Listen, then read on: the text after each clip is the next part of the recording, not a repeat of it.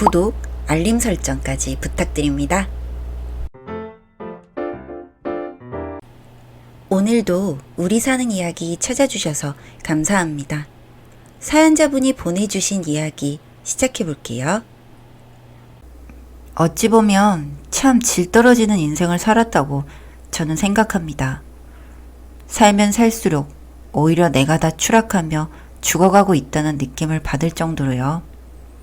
저는 30대 결혼한 여자입니다.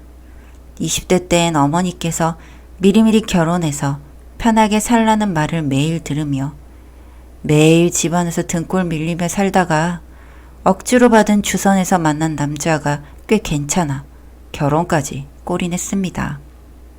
그 당시에는 지금 생각해봐도 그 남자랑 결혼하기 잘했다라는 생각이 들 정도로 제 남편은 참 괜찮은 남자였어요.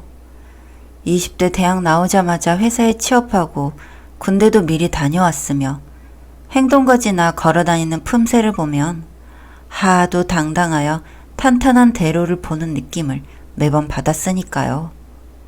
제 남편은 웃고 있으면 큼지막한 보조개가 피어 점점 빠져드는 느낌을 받았습니다.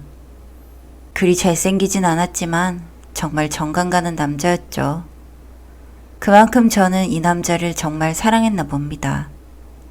하지만 남편에게는 유일한 단점이 하나 있었습니다. 사실 그게 단점인지는 모르겠지만 나중에 가서 그 점 때문에 머리 끝까지 화가 나 이혼할 뻔한 적도 있었다니까요. 남편은 어렸을 때부터 시어머니와 새아버지와 자랐다는데 그래서 그런지 시어머니의 말을 진짜 예의주시하게 들었죠. 뭐만 하면 시어머니에게 연락해서 알려주고 문제가 생기면 시어머니에게 문자해서 물어보고 우리가 흔히들 말하는 마마보이를 보는 것 같았습니다. 하지만 그래도 시어머니는 그런 병 앓는 정도로 자신에게 집착하는 아들의 성격을 잘 파악하고 있는지 자신의 행동거지를 매우 무겁게 여기며 한번 내뱉은 말은 절대 바꾸지 않았습니다. 어쩌면 그게 아들을 위한 일일 수도 있다는 생각에 자신까지 바꿔버린 시어머니이신 만큼 시어머니는 심지가 굳고 잘 울지 않는 여자였다고 하더군요. 제가 처음 시어머니를 만났을 때는 카페에 있었습니다. 그날 화장실이 급해 다녀오는 바람에 몇 분 지각하여 도착하고 나니 처음 보는 시어머니의 낯짝에 깃든 표정은 심상치 않았어요. 그때 깨달았죠. 이거 쉽지 않겠구나 하고요. 시어머니는 지각한 저 때문에 기다린 몇 분이 그리 불편했는지 표정 관리도 안 하면서 있다가 눈치 보인 남편이 저한테 빨리 사과하라며 눈치를 보내는 거였습니다. 그 말에 따랐죠. 화장실 다녀오는 바람에 조금 늦었습니다. 죄송해요. 라며 허리까지 숙여가며 사과하자 시어머니의 표정이 조금 풀리는 것 같았습니다. 그리고는 시어머니가 그래요. 뭐 그럴 수도 있죠. 라고 하며 손을 휘휘 내저었어요. 시어머니는 저한테 이것저것 물어보았습니다. 저는 곧이곧대로 대답했고 대답을 하면 할수록 이상하다는 느낌을 받았죠. 시어머니의 질문은 가면 갈수록 점점 예민해지는 것들만 있었던 거였습니다. 너무 불편한 질문들이라 남편까지 허둥지둥 됐다니까요. 굳어지는 표정을 억지로 관리하며 계속 대답하자 시어머니는 제 생각 따위는 신경 쓰지 않은지 하루에 풀어야 하는 성욕은 얼마나 많아요? 예서 만약 네 남자가 돈을 못 벌어 거지가 될 신세에 처하면 몸을 팔 각오가 있어요? 까지 대답하기 난처하기 짝이 없는 질문들이 쏟아져 나왔으니까요. 심지어 사람들이 많이 있는 카페에서 시어머니가 한 말이었어요. 남편도 정도가 지나쳤다는 생각을 했는지 표정이 나빴지만 아무 말도 못하고 제가 대답 못하고 있자 시어머니는 어서 대답해 보란 듯이 절 쳐다보고 있었습니다. 저는 낯을 가리는 편이었습니다. 남들 앞에서 이런 얘기를 하는 건 너무나도 부끄러워 찍소리도 못 내고 몇 분 정도 가만히 있자 시어머니가 먼저 자리를 박차고 나가버리시던 게 아니겠습니까? 남편은 그런 시어머니의 뒤를 따라가며 어머니, 어머니 하며 쫓아갔고 혼자 남게 된 저는 벙 쪘죠. 이게 대체 무슨 상황인가. 한참 멍 때리듯이 가만히 있다가 한나절의 힘이 다 빠져버린 전 손가방을 들고 터덜터덜 집에 갔습니다. 집에 가보니 어머니가 물어보더라고요. 시어머니 어땠냐고. 아침에 있었던 일을 말해주자 어머니도 이건 아닌데 하는 표정을 지으며 전화해서 직접 확인해 보겠다고 했죠. 왜 시어머니는 저를 그리 겁박했는지 저도 잘 몰랐습니다. 심지어 제 남편도 아는 게 없어 아무 말도 못했고 고작 시댁집 때문에 남편과 헤어지게 되면 어쩌나 라는 생각에 사로잡혀 예전에 고쳤던 버릇인 손톱까지 뜯어가며 시간을 흘러가던 와중에 그날 밤 남편에게 전화가 오는 거였어요. 시어머니의 오케이 결혼 도장을 찍었다면서 어서 날 잡고 식만 올리면 된다며 남편은 신나게 말하더라고요. 그런 남편의 목소리에 담긴 내용들을 듣자 저도 어느 정도 안심했습니다. 정말 서둘러서 식을 올려야 한다는 생각에 어머니를 계속 재촉했죠. 그런데 이번에는 또 어머니에게서 문제가 일어났습니다. 어머니는 아무래도 이건 좀 더 생각해보고 결정할 일이라며 결혼 도장을 망설이는 거였어요. 도대체 왜 그러냐고 답답한 심정에 물어봤고 어머니는 그냥 감이 안 좋아 라고 일축할 뿐이었습니다. 어머니의 얼굴은 당시 심각했지만 어서 빨리 남편과 이어질 생각에 저는 그런 것을 미처 보지 않았죠. 저는 그때 정말 반쯤 미쳤었던 것 같아요. 그렇게 무서웠던 시어머니가 혹시나 결혼을 철회할까봐 저는 그 당시엔 결혼을 거부한 시어머니를 설득할 자신감은 쌀알 한 톨도 없었나 봐요. 망설이는 어머니를 보며 저는 결국 반협박적인 말을 내뱉었습니다. 만약 허락을 안 하면 혼자서라도 찾아가 식을 소소하게 올리고 애를 낳고 오겠다 라고요. 그 말에 어머니도 화가 났나 봐요. 감이 안 좋다는데 들으라면 좀 듣지 왜 이리 말이 많아? 내가 무슨 결혼하지 말래? 좀만 기다려보라니까? 라며 말하자 저도 어쩔 수 없었습니다. 원래 저도 천성 어머니의 말을 거스른 적이 없어 방금 내가 내뱉은 위협적인 말에 죄책감을 조금 느꼈죠. 어머니의 말대로 하는 수 없이 방구석에서 며칠 동안 기다리자 남편에게 전화가 오는 거였습니다. 전화를 건 남편은 매우 울렁거리는 목소리로 하도 어리버리 말을 서툴게 하여 단어 몇 개만 들리고 나머지는 하나도 이해를 못했어요. 생각을 정리하고 다시 연락하라는 말을 남기고 전화를 끊자 그 다음부터는 전화가 아예 오질 않더라고요. 그렇게 일주를 보냈습니다. 일주 동안 남편과 연락도 못하고 다른 일들도 없었어요. 어머니의 말에 방에서 나갈 일도 없었고요. 그러다 남편에게서 드디어 문자가 오는 거였어요. 나 결혼해 라는 문자를 보자 저는 저절로 미쳤어? 라는 말을 꽥 질렀습니다. 다급하게 전화를 건자 전화도 받지 않고 계속 연락하다가 포기할 줄 모르고 양말 신는 것도 잊은 채 외투 한 벌 걸치고 밖으로 뛰어나갔죠. 예전에 남편의 집이 어디에 있는지 알려준 적이 있어 조금 헤매다 다행히도 찾을 수 있었습니다. 계단을 타고 층을 오르고 나서 집 문을 두드리자 한참 동안 있다가 남편이 저를 맞아들이는 거였어요. 자신의 어머니는 아직 안 왔으니 어서 들어오라고 하더라고요. 저는 어떻게 나한테 이럴 수가 있냐고 울면서 말하자 남편도 슬펐나 봅니다. 억지로 제 손목을 잡아 끌으며 제 신발을 직접 벗겨주고 방으로 끌고 들어가 그제서야 남편 방에서 다행히도 내막을 들을 수 있었죠.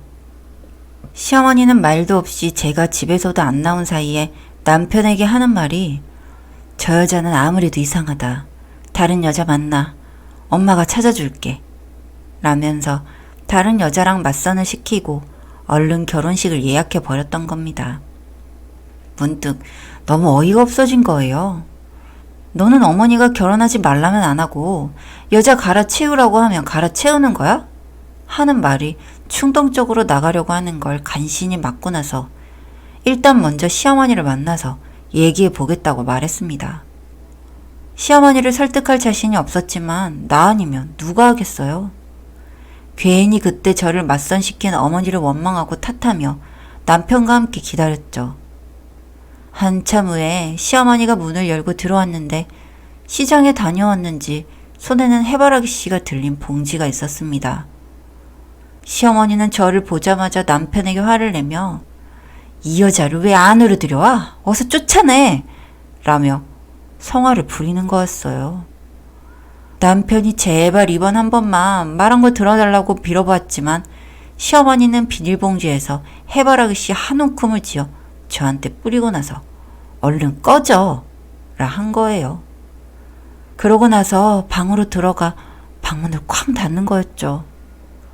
다른 것도 아니고 따끔한 해바라기 씨를 맞으니까 하도 어이없어 말이 안 나와 조용히 한참 있자 시어머니가 해바라기 씨 까먹는 소리만 들려오는 거였어요. 이 사람이 노망이 났나? 하는 생각이 절로 들면서 화를 이기지 못하고 저는 밖으로 나가버렸죠. 그런 저를 남편은 쫓아오지도 못했고 저는 또 저를 잡지 않는 남편을 야속하다고 속으로 욕하며 뛰어갔습니다. 집에 도착하니 어머니가 또 어김없이 무슨 일이 있었냐며 물었지만 저는 아무래도 대답할 정신이 없었나 봐요. 얼른 방으로 뛰어들어가 방문을 걸어 잠그고 안에서 소리 없이 펑펑 울었습니다. 아마도 어머니도 제가 우는 소리를 들었을 거예요. 이제 어쩌면 좋지 하는 생각에 머릿속은 새하얘졌고 그날 밤 잠도 못 자고 밤새고 나서 아침 먹으러 방 밖으로 나가보니까 어머니가 깜짝 놀라 그게 무슨 꼴이냐며 저한테 거울을 건네주더라고요. 거울을 보자 눈물 때문에 화장한 건데 흘러내려가 범벅이고 얼굴은 주체하게 말라 있었습니다. 이 시커먼 얼굴을 보며 문득 사람이 고생을 하면 한꺼번에 늙는구나 하는 생각이 들었죠. 세면대에 가서 세수를 하고 깨끗한 마음으로 다시 거울을 봐도 형용할 수 없는 그런 어두운 구석이 계속 남아 있었더라고요. 제가 평생 품고 가야 할 상처인가 보다 하고 넘어가려니까 또 눈물이 마를 새 없이 떨어지는 거예요. 참 비루하다. 참 허망하다며 죽을 생각까지 하면서 저 자신을 자해했습니다. 그렇게 하루 이틀이 지나고 나서도 마음의 상처가 아물지를 못해 미련이 남아 다시 한번 이번이 마지막으로 진짜 마지막으로 한번 찾아가 볼까? 라는 생각을 하며 베개를 잡고 망설이고 있던 그때 전화가 오는 거였습니다. 잊고 싶어 전화번호 목록에서 어제 삭제한 남편의 전화번호가 선명하게 울리는 걸 보며 저는 황급히 전화를 받고 최대한 아무렇지도 않은 척 연기를 하며 왜 전화했냐고 물었어요. 그러자 숨 헐떡거리는 소리가 전화기 너머로 들리고 남편이 미안해, 미안해, 조금만 기다려 이러는 거예요. 어딘가로 뛰어가는 것 같아 잠시 기대하고 있자 어김없이 저희 현관문에서 쿵쿵 소리가 나는 거예요. 문을 열고 나가보니 다름 아닌 남편이었죠.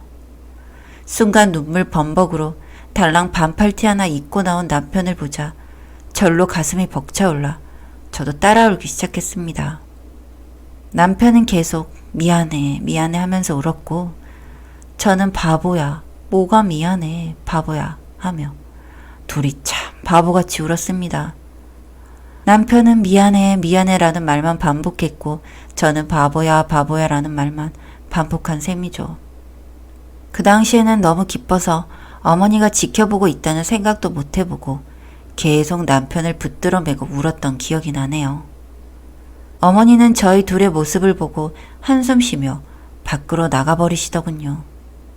조금이나마 편하게 둘이 있으라고 자리를 양보해 준 거였나 봐요. 저희 둘만 남게 되자 남편은 또다시 설명을 해주었습니다. 어제 처음으로 시어머니 말씀을 거역했다. 시어머니는 불같이 화를 내며 집에서 당장 나가라고 말하며 손에 잡히는 온갖 물건들을 던져가며 자신을 쫓아냈다. 그래서 그 길로 나가 나한테로 왔다. 말을 끝까지 들어보고 남편의 행색을 다시 살펴보니 얼마나 마음고생했는지 알 것 같았습니다. 남편도 저랑 똑같이 며칠 새로 폭삭 늙어버린 느낌을 받았지만 여전히 제 눈에는 잘생겨 보였지만요. 그리고서는 남편은 품속에서 작은 상자를 꺼내는 거였어요. 갑자기 자세를 잡고 저한테 무릎을 꿇고서는 옛날 프로포즈를 하며 자기와 결혼해달라는 거였습니다. 떨리는 손으로 상자를 열어보니 반짝반짝 빛나는 하얀 결혼 반지가 있었고 저는 거리며 차마 말을 못하고 있자 남편은 차분히 절 기다려주었죠. 남편의 기다림 덕분일까 간신히 정신을 차린 저는 좋다고 결혼해 주겠다고 눈물 흘리며 말했습니다. 그제서야 남편은 웃었지만 눈에서는 눈물이 흘렀어요. 아마 시어머니의 말을 난생 처음으로 거역했는지 혹시나 자신이 잘못된 길을 간 게 아닐까라는 생각으로 조마조마하게 절 기다린 모양이었던 것 같더라고요. 남편의 중대한 결정이 헛되게 하지 않으려 저는 계속 노력했습니다. 결혼식 날짜가 잡히자마자 저희는 매일 여기저기 쏘다니며 데이트를 즐겼고 남편은 회사 일도 몇 주 그만뒀더라고요. 회사 사장이 자신의 친구 아빠라서 사정을 알려주자 그 정도는 허락해 주겠다라며 흔쾌히 휴가 보내준 거였습니다. 남편은 어디 기쁜 마음뿐이겠어요. 우리 착한 남편은 고마워서 절이라도 할 뻔한 걸 사장님께서 간신히 막았죠. 그러다 결혼식이 치러지기 하루 전에 저희는 각자의 집에 들어갔고 그날 밤 저는 참 많은 준비를 한 것 같아요. 그때였습니다. 문이 열리는 소리와 함께 어머니께서 들어오셨고 시어머니까지 들어오신 거였어요. 둘은 매우 진지한 낯빛이었습니다. 혹시나 시어머니가 계속 결혼에 반대할까봐 무서웠었는데 시어머니는 한숨을 쉬며 잠시 앉아보라고 말하더라고요. 우리 셋 다 자리에 앉자 시어머니가 충격적인 말을 꺼내놓기 시작하셨습니다. 자신의 아들은 대대손손 일찍 요절하는 기이한 병에 걸렸다고. 처음에는 그 사실을 믿지 않고 결혼한 시어머니도 이렇게 남편을 잃었고 자기는 아직도 죽은 남편이 원망스럽다며 너의 모습이 옛날의 자신의 모습과 너무 닮아 혹시나 자기처럼 될까봐 일부러 건방지게 굴며 둘을 떼어놓으려 했다고 말하더군요. 자신의 아들에게는 먼저 떠난 자신의 남편 대신 이 사실을 알려주기가 너무 힘들어서 말하지 못하고 있다고 말했고요. 그리고 한숨 깊게 쉬고 나서 한 말이 만약 남편이 너보다 훨씬 일찍 떠나고 나서도 너는 네 남편을 원망하지 않을 자신이 있니? 라고 물으셨습니다. 모든 사실을 들은 저는 입을 다물 수가 없었습니다. 너무 충격적이라 사실을 전부 받아들이지 못하자 시어머니는 그럴 줄 알았다는 듯이 족보를 가져왔어요. 족보에는 특이하게도 남편의 조상이 언제 몇 살에 죽었는지 다 기록되고 있더라고요. 진짜 사실을 확인하고 충격이 다 가시자 절망 같은 감정이 물 들어오듯이 밀려왔습니다. 하지만 어떡하면 좋지?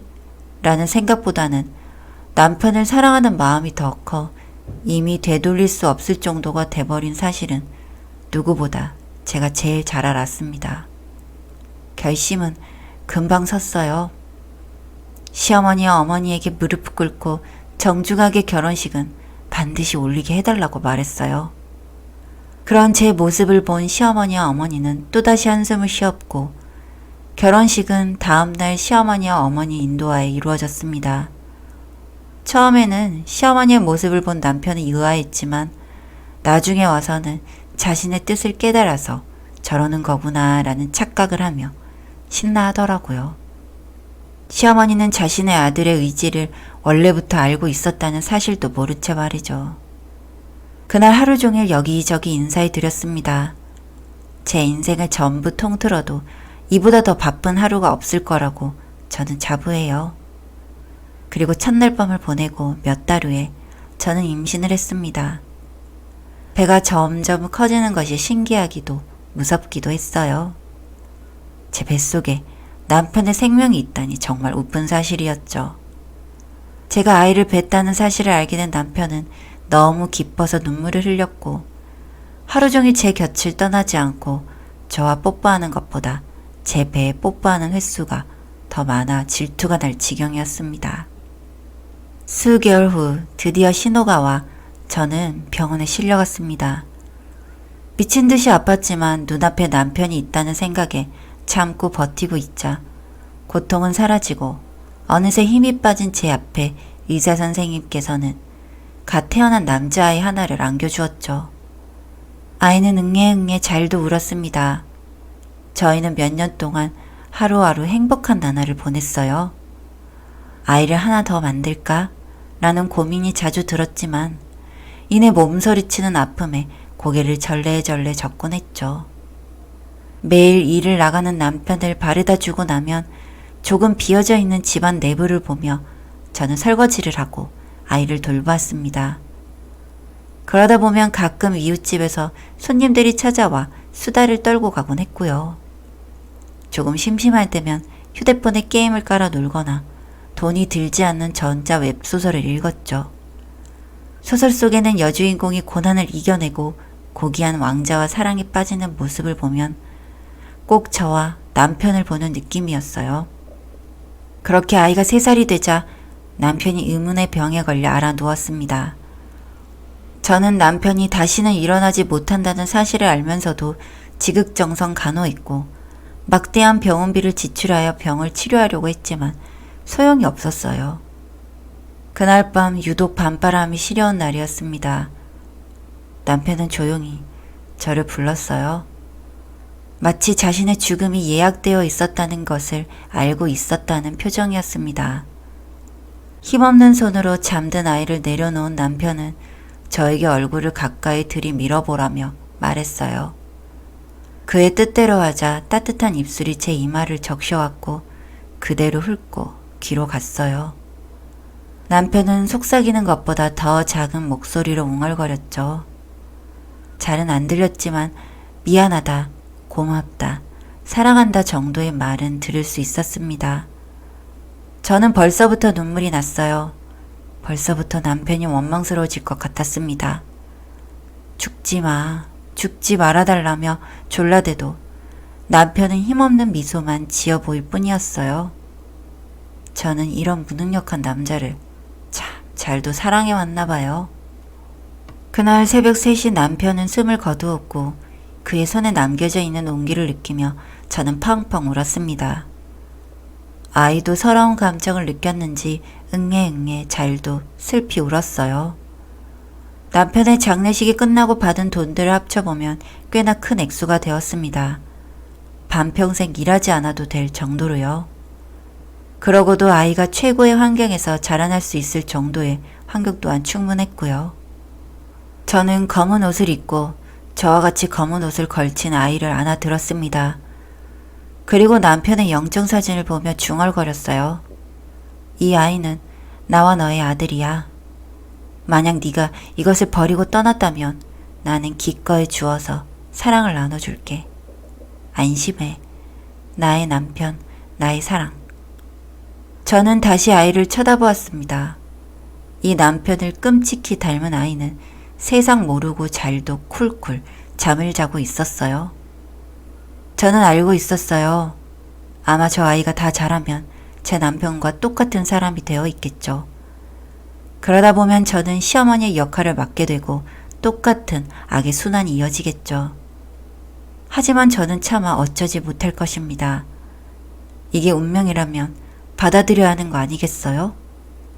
남편은 저에게 커다란 무언가를 안겨주었던 반면 떠날 때는 그보다 더 큰 저의 일부를 빼앗아 갔습니다.